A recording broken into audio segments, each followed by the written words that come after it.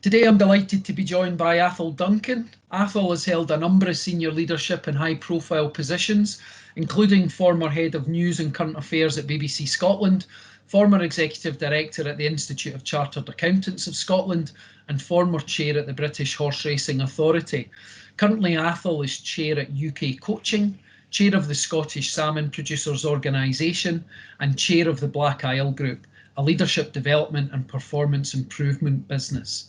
In addition to this, Atholl has taken the opportunity to become a published author with his first book, Leaders in Lockdown: Inside Stories of COVID-19 and the New World of Business.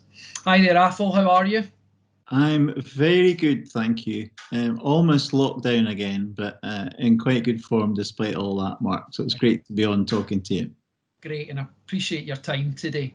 I guess before we go on to talk about the book, Atholl, I wonder if you can maybe start by telling us a bit about your own career, please, and what first attracted you into journalism.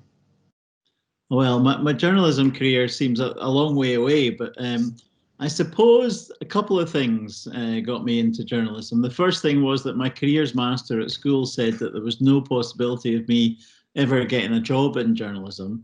So being thrown, that drove me on to do what I did. But I think the other thing, which is probably more important, is that really I'm a storyteller.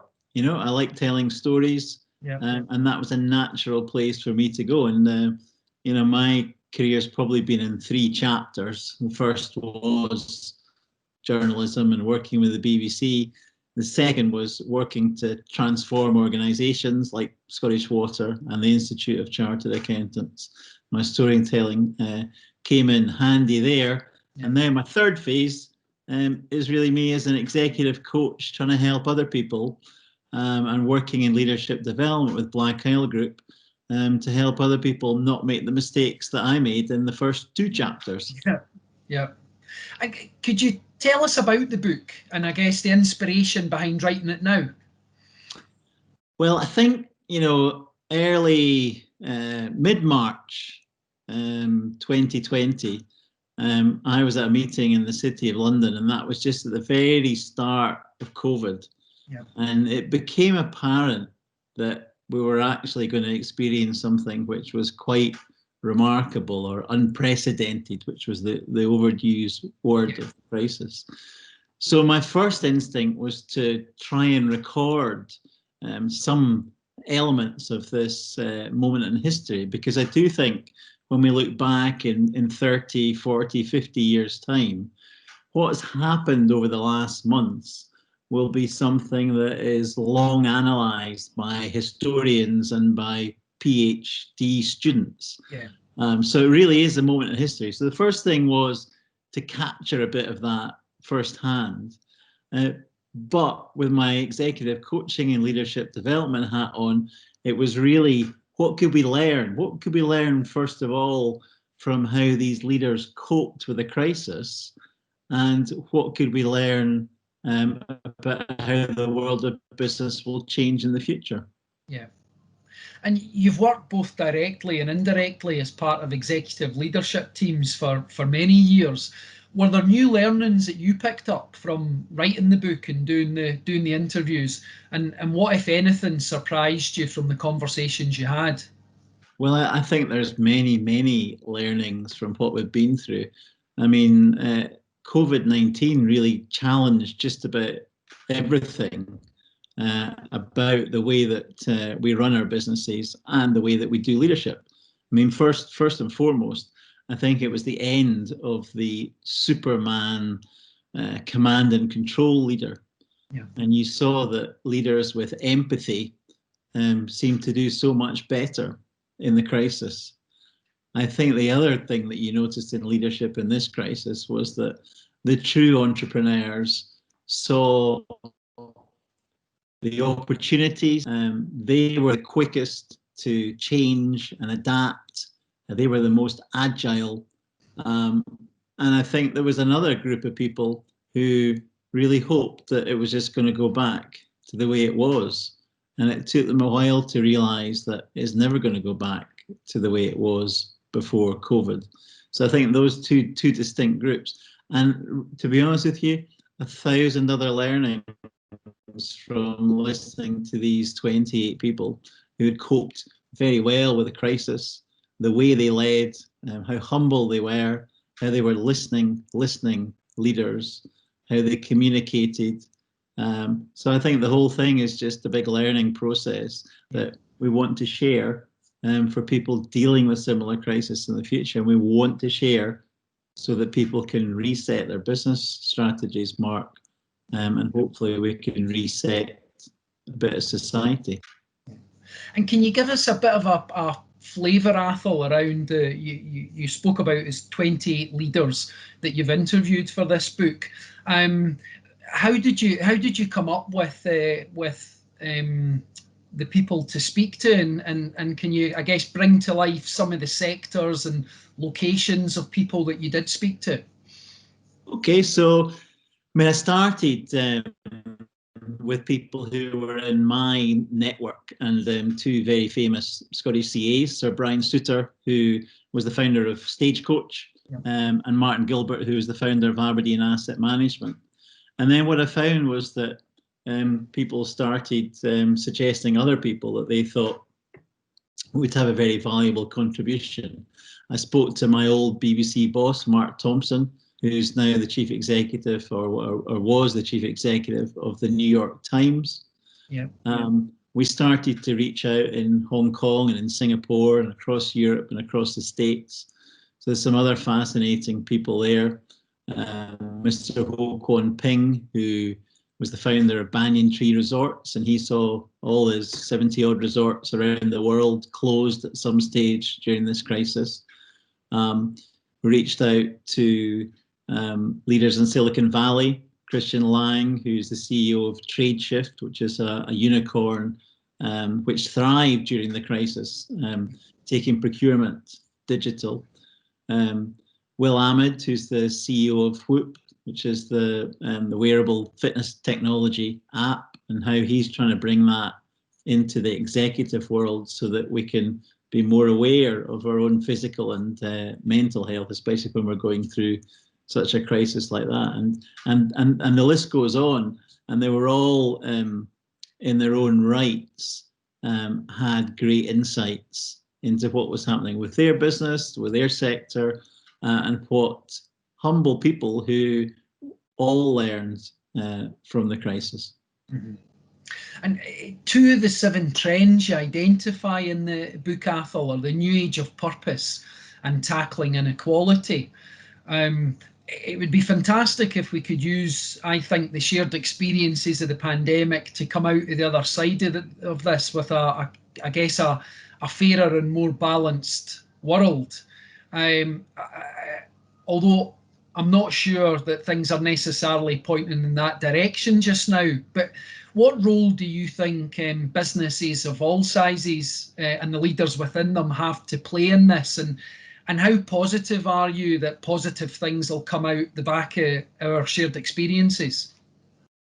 Well, and I think this time the crisis is so different that I think there has to be systemic and wide-ranging change in society and in business. There's no doubt about that. I mean, people talk about 9/11 and how 9/11 was going to be the end of skyscrapers and was going to be the end of international air travel, and that never really happened. And people talked about how the financial crisis in 2008 was going to be the end of globalization and the end of capitalism, and that never really happened. But I think it's different this time, because this has affected, virtually every person in the world. Two of the great HR leaders that I spoke to, Nupur Singh Malik, who's the senior HR person in Tata. Now, Tata Group moved 600,000 employees to remote working over a matter of days. And Lena Nair, who is the chief HR officer at Unilever. And these are two businesses that really focused on purpose. And I think using them as examples when we're going forward, the next generation of employees and of consumers are going to demand that there's much more to business than profit. So if you don't now seriously walk the talk round about purpose, then you'll be missing out on opportunity for your business. So I really do think that it does signal a new age of purpose where we have to go way beyond words and deliver on the purpose for large corporations in terms of the actions that they take. And do you think the majority of businesses are prepared for that, or do you think there's still quite a big leap for leaders to actually start delivering what they perhaps say they deliver in the brochures? Well, I think what's happened in the crisis will have convinced more and more people of the worth of purpose. And, you know, business can't exist in some silo separate to society. And if we look at the political failures that there have been around about COVID, and we can talk more about them, it is to emphasize the importance of the corporate world coming together across boundaries and coming together to do the right thing. What do you think some of the political failings have been? Well, I think the political failings have been massive. I think that it's disappointing that right across the world, political leaders have, well, they failed to manage the crisis, but also they've driven division and they've looked inwards rather than look outwards. If there's ever a time for global cooperation, this was it. And our political leaders have failed at just about every level. So I think that that will be particularly marked going forward. I guess moving forward, what do you think are going to be the main skills and attributes needed to become a successful leader in the future? Well, I think to become a successful leader in the future, there will be many of the things which have made people successful leaders in the past. There's no doubt about that. But I think empathy and listening are more important now than they ever were before, and the crisis has shone a light on that. Yeah. I think that the agility of leadership, I mean, if you look at people talk about the digital changes that went on through the crisis as being 10 years in 10 months, or 5 years in 5 months, or whatever it was. Yeah. But there's been a supersonic digital, and that's really going to go forward. That the pace of change in business is going to require a very agile leader. I also think that in terms of resetting your business strategy, we need to bring a completely different mindset to it. And I'll give you two very small examples of different thinking. And the most obvious one is how we all went virtual, and look at the different sectors. And one of my friends who works in the further education sector was saying, if it hadn't been for COVID, to get further education online in the way that we have would have taken 20 years. Mm-hmm. But it was done in days. Mm-hmm. Take another small example.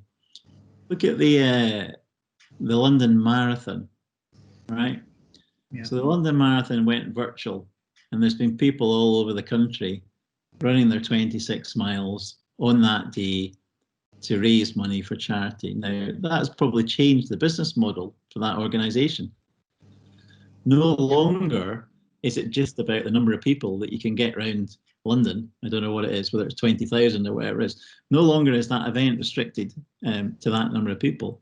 These events can be national and international, and so can their fundraising.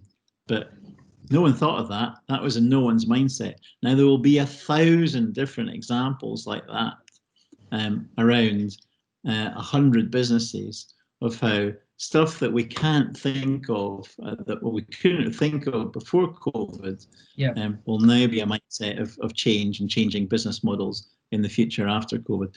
Another one that one of the leaders in the book raised was that obviously COVID exposed that the global order of the supply chains didn't work, all broke down.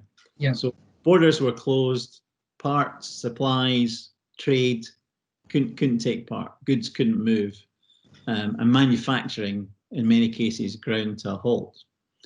So there will be a huge change in the supply chain. But what role will robotics play in that now? Manufacturing may well come back from Asia to Europe and to the US, but if it does, it'll probably be carried out by robotics. So it won't mean that the jobs come back. Yeah. Perhaps the robotics will be controlled by people in India or Asia, and not in the UK or in the US. So, you know, the level of change that could come from this, I think, is quite staggering.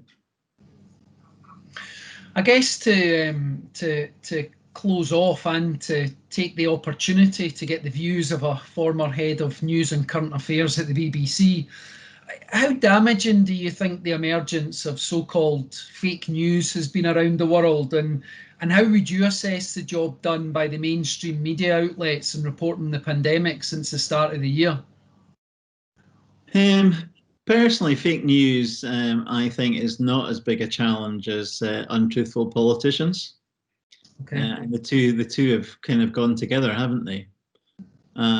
So if you take fake news first, and a lot of it being propagated on social media, yeah, the answer to that is quite clear, is that the big social media platforms, the Facebooks and the Twitters of this world, they must be regulated, and they must have a responsibility to give accurate information in the same way that broadcasters are regulated at the moment. And they've got to get beyond the fact that it's all too huge to be regulated. So, and then you've seen Facebook and Twitter stepping up in the American coverage of COVID, haven't you? Yeah. They've removed tweets now, and they've put warnings on false information. So there needs to be proper regulation of social media. That's the fake news bit. The other bit, to me, is even more worrying and emphasizes the need for good, well-funded, trusted, high-quality journalism, because our politicians have never been more untruthful. In America, in the UK, in many other places in the world. And I read in the New York Times that they'd analysed a Trump speech at a rally recently, and he'd made 131 entirely untruthful and false statements throughout one speech. So where are we with that? And in this country we have the UK Statistics Authority, and they're quite good at pulling up the Health Secretary Matt Hancock and the Scottish Health Secretary when they put out a bunch of stats, which is a complete load of nonsense. Yeah. So when do we actually have a responsibility, and do we have a regulatory and a checking process on the statements of our politicians? Now, it sounds a bit 1984, but it doesn't need to be 1984. But politicians need to be held to account, to tell the truth. Again, in the COVID crisis, if you look at the number of very important matters that would never have come to light if it had not been for high quality journalism, not least the scandal in our care homes, then I'm firmly on the side of good quality, well-funded journalism. I'd like to see truthful politicians. I'd like to see an end to fake news on social media. But, people are not that daft, Mark. If we go around on Twitter and social media and you believe a lot of that stuff, then you probably deserve to believe a lot of that stuff. Yeah. Most people are a lot more savvy than we would give them credit for, I think. And I guess finally, to close, how optimistic are you about about the future from a business point of view, from an economic point of view going into 2021? Well, the economic crisis, I think, hasn't started yet, and it is going to be incredibly tough, and we're going to see huge unemployment, I think, around the world, and with that will come all the problems of widening inequality, of poorer nations becoming poorer, and the equality divide will get greater. So I think it is going to be pretty grim, but you can take hope from the entrepreneurs who have, with another COVID word, who've pivoted, a word that we hadn't really heard before COVID. But business people adapt. Business people see opportunity. Entrepreneurs see opportunity. This is down to leadership. There has never been a better time for good leaders. Yeah. And when you're in my world of leadership development and executive coaching, I would say there's never been a more important time to have your leadership and to have your teams properly developed, properly trained, because the remote world of working is an entirely different world of working. And for leaders to have executive coaches, because we wouldn't go to Wimbledon or we wouldn't go to the Olympics without a coach. Yeah. But yet many of our business leaders still trundle along, failing to reach their potential because they don't have the eyes and the ears of a coach to help them. Where and when can we get access to the book, Atholl? So the book is published on November the 12th. It's available on Amazon in the UK. It's up on the Amazon site at the moment for pre-ordering. Yeah. It's been promoted by W.H. Smith, and it's also available at Waterstones. And outside the UK, it's on bookdepository.com. Fantastic. The best of luck with the new book, Atholl, and thanks again for talking to me today. Thank you.